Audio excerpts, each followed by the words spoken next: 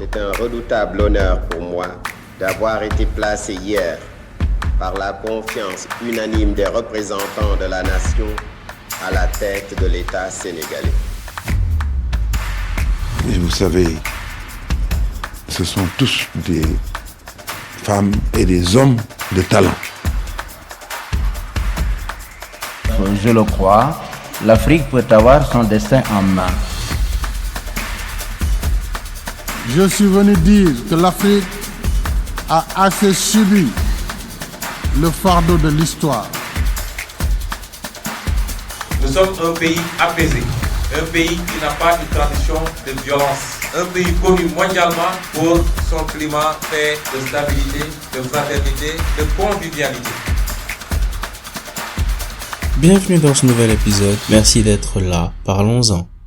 Hello tout le monde, j'espère que vous allez bien. Content de vous retrouver aujourd'hui pour parler de la partie 3. Nous allons parler des disparités socio-économiques au Sénégal. Donc nous allons attaquer en décrivant en général les différents facteurs qui peuvent influencer des disparités ou des inégalités au sein d'un pays. Donc il y a la stagnation des salaires, la baisse de la part des revenus du travail, le déclin progressif de l'État-providence, la protection sociale insuffisante dans les pays en développement, le changement dans la fiscalité, la déréglementation des marchés financiers et les évolutions technologiques rapides et l'autonomisation. Tout ça participe à expliquer la hausse des inégalités de revenus et de richesses. Et en ce qui concerne le Sénégal, on pourra mettre entre autres l'accent sur la stagnation des salaires, la baisse de la part des revenus du travail, la protection sociale insuffisante, la déréglementation financière et le manque d'inclusion de la technologie pour la réduction des inégalités. Il y a également des écarts au sein des différents groupes et même de certaines familles. Environ 30% des disparités de revenus sont liées à l'inégalité au sein des ménages. Si les inégalités de genre s'atténuent, par exemple,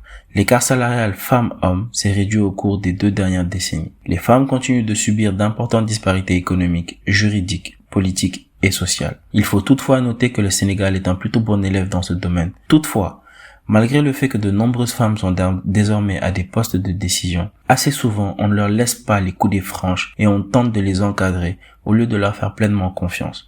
On saluera au passage le président Abdoulaye Wade qui a été un pionnier dans ce domaine de l'inclusion féminine au sommet de l'État. Les enfants représentent toujours une proportion importante des pauvres dans le monde, environ la moitié. Bien que les mesures ciblées destinées à réduire la mortalité juvénile et à renforcer l'éducation aient donné de meilleurs résultats dans la plupart des régions du monde, sur ce point, le Sénégal a réalisé d'énormes progrès au point de valider l'un des critères dont on parlait pour sortir de la liste des pays les moins avancés. Revoyez la partie 2 pour mieux comprendre. Certains groupes, tels que les populations autochtones, les migrants, les réfugiés et les minorités, notamment ethniques, continuent de souffrir de la discrimination et de la marginalisation. Il faut pouvoir unir la population derrière un objectif qui transcende tous, au lieu de les unir derrière une personne. Parce que l'homme meurt, mais l'État reste. Il nous faut trouver le moyen de faire correspondre la mentalité de la population à la devise du Sénégal. Le jour où le Sénégal entier sera uni, il sera plus facile d'avancer ensemble et de réduire les inégalités. Et au passage, la devise du Sénégal, c'est un peuple, un but, une foi. Les effets des inégalités se font ressentir bien au-delà du pouvoir d'achat. Les disparités peuvent avoir une incidence sur l'espérance de vie et sur l'accès aux services de base, tels que les soins de santé, l'éducation, l'approvisionnement en eau et l'assainissement. Elles peuvent entraver l'exercice des droits de l'homme, notamment du fait des discriminations, des exactions et des difficultés d'accès à la justice. Et aujourd'hui, le constat est qu'il y a beaucoup d'influences extérieures sur la justice du Sénégal, qui se doit de rester impartiale et non biaisée dans la nation. Lorsque les inégalités sont fortes, le désir d'accumuler des compétences est réduit. La mobilité économique et sociale et le développement humain sont entravés et la croissance économique est affaiblie. Et cela signifie simplement qu'aujourd'hui, une réduction des inégalités au sein du Sénégal pourrait permettre non seulement une plus forte croissance économique, mais aussi sociale. Je veux dire par là, plus de pouvoir d'achat et de bien-être entre autres. Toutefois, il faut noter que l'IDH du Sénégal, l'indice de développement humain, s'est énormément développé depuis les années 2000. Aujourd'hui, l'IDH du Sénégal est aux environs de 0,516, ce qui est toujours moyen, mais qui est une très bonne évolution. Mais il y a encore beaucoup de choses, non seulement à renforcer, mais aussi à soutenir pour pouvoir justement accroître ce développement humain. Entre autres, les inégalités aggravent le sentiment d'incertitude, de vulnérabilité et d'insécurité qui s'enracinent dans la population. La confiance à l'égard des institutions et des pouvoirs publics s'érode. Les dissensions et tensions sociales augmentent et des épisodes de violence et des conflits peuvent éclater. Je tiens par là à rappeler les événements de mars 2022 qui, bien qu'ils ont démarré à cause de l'opposant M. Ousmane Sonko, ces événements dénotent des sentiments cités plus tôt, justement ce sentiment d'incertitude, de vulnérabilité et d'insécurité. De plus, on remarque que les grandes disparités de revenus et de richesses sont à l'origine de la montée du nativisme et des formes d'extrême nationalisme. La montée du Front National en France, par exemple, et les manifestations pendant de longs mois des Gilets jaunes. Si la technologie peut amplement aider à promouvoir l'égalité, par exemple en améliorant la connectivité, l'inclusion financière et l'accès aux services commerciaux et publics, les populations qui n'y ont pas encore accès risquent de se retrouver encore plus marginalisées. Et c'est là aussi un point important dans le processus d'éducation aux nouvelles technologies. Et l'on voit aujourd'hui que ce sont des points souvent abordés par le gouvernement au travers de nombreux forums, tels que le forum du numérique pour ne citer que celui-là. Maintenant, il est bien de parler de ces sujets. Il est encore mieux de voir les vrais mouvements sur le terrain pour la démocratisation de l'accès aux nouvelles technologies, comme le coût de ces dernières par exemple. Ce qui serait bien, ce serait la baisse des prix des forfaits internet dans la mesure du possible via des négociations et des partenariats publics-privés. Il est de plus en plus largement admis que mettre l'accent presque exclusivement sur la croissance économique sans même tenir compte des effets de distribution a créé d'importantes disparités de revenus et de richesses dans de nombreuses parties du monde. Les données de 2019 relatives à l'indice de pauvreté multidimensionnel montraient qu'il y a peu de lien entre la pauvreté et le niveau d'inégalité économique. Elles révèlent que désormais les 2/3 des personnes pauvres du monde vivent dans des pays à revenus intermédiaires. Surprise, le Sénégal fait partie de la tranche inférieure de ces pays à revenus intermédiaires. Pourtant, nous avons la ville qui fait partie de l'une des plus chères d'Afrique, Dakar. Nous avons un seul pays, des ressources limitées et une seule terre.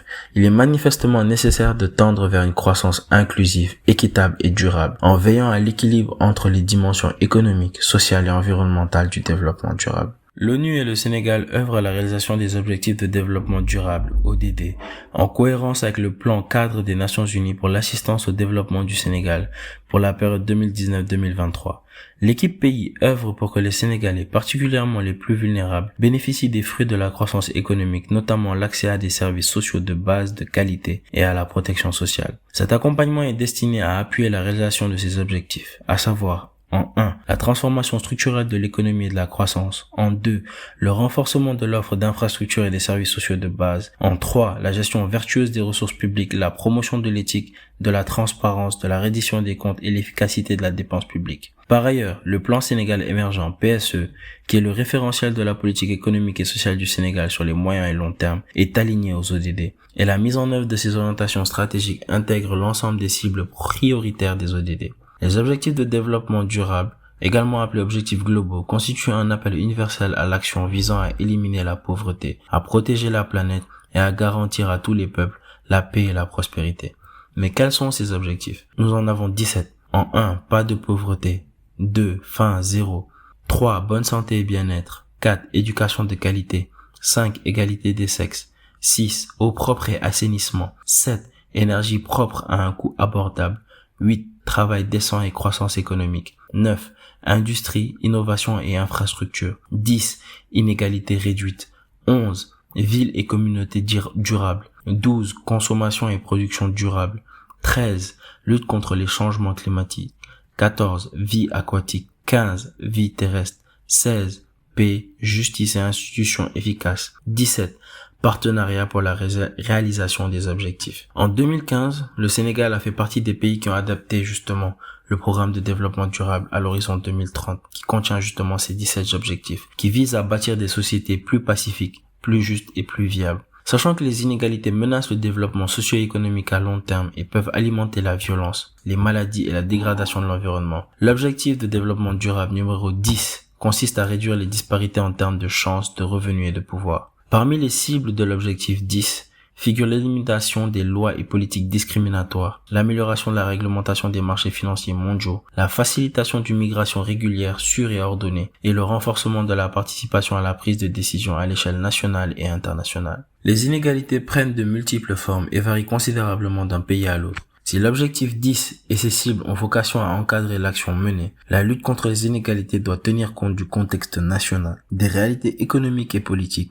Pour combattre le fléau, les inégalités sous toutes ses formes et dans toutes ses manifestations, il sera essentiel de sensibiliser davantage le public et d'élargir l'appui aux politiques, de cibler les dépenses publiques, d'établir de nouvelles priorités pour réduire les disparités en termes d'accès et de chances, de réorienter les régimes fiscaux pour réduire les inégalités intragénérationnelles et intergénérationnelles de revenus et de richesses, de faire face aux rapides évolutions technologiques en les intégrant plus efficacement dans la machine de croissance et de développement. S'attaquer à ces inégalités doit primer dans le programme du gouvernement afin de pouvoir assurer des meilleures chances pour tout le monde. Garder ou entretenir les inégalités a un coût énorme. Cela freine la réduction de la pauvreté et fracture la société. Une autre économie est possible. Tout est une question de choix politique. En ce sens, il sera intéressant d'analyser en fin d'année 2023 les effets de la déclaration d'année sociale du président Macky Sall. Alors que partout dans le monde, les citoyens crient leur colère et se mobilisent contre les inégalités, la crise des services publics et le changement climatique, les gouvernements portent une lourde responsabilité dans la situation actuelle et doivent impérativement retrouver le sens d'une économie plus humaine. Gérer un pays, ce ne sont pas juste des chiffres et des quantités, mais malheureusement le capitalisme a parfois réduit l'humanité à cela. La lutte contre les inégalités nécessite que des mesures fortes et ambitieuses soient prises dans le sens de la justice sociale, de la justice fiscale et en faveur de l'égalité femmes-hommes. L'éducation, la santé, la protection sociale, les transports, nos services publics sont des leviers décisifs pour réduire les inégalités. Il est donc nécessaire de les protéger en leur apportant les financements nécessaires pour qu'ils continuent à fournir des soins et des services de qualité et accessibles à toutes et à tous. J'entends parler notamment de la police, du corps médical, de l'armée, etc.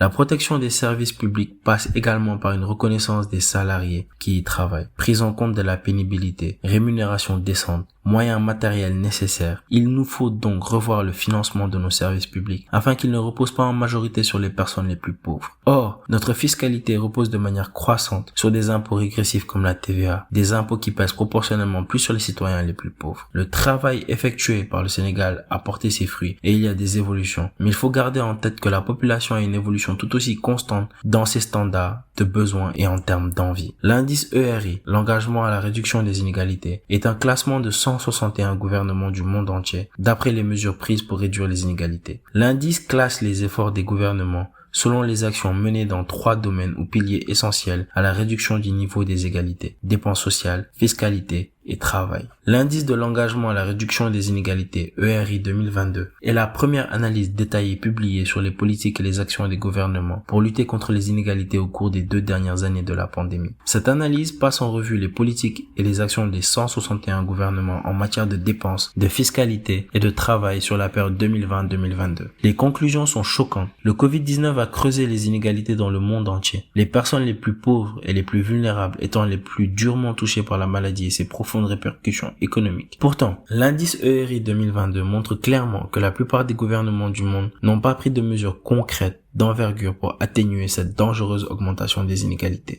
Le Sénégal a gagné 10 places dans l'indice ERI 2022. Il a augmenté la part du budget de l'éducation d'1/5 et celle de la protection sociale d'1/3, ce qui en fait le pays le plus engagé dans les dépenses pour le service public de lutte contre les inégalités en Afrique de l'Ouest. Les dépenses de santé, 5% du budget, restent toutefois très faibles. Le Sénégal affiche l'un des taux d'imposition des plus riches, les plus élevés d'Afrique de l'Ouest.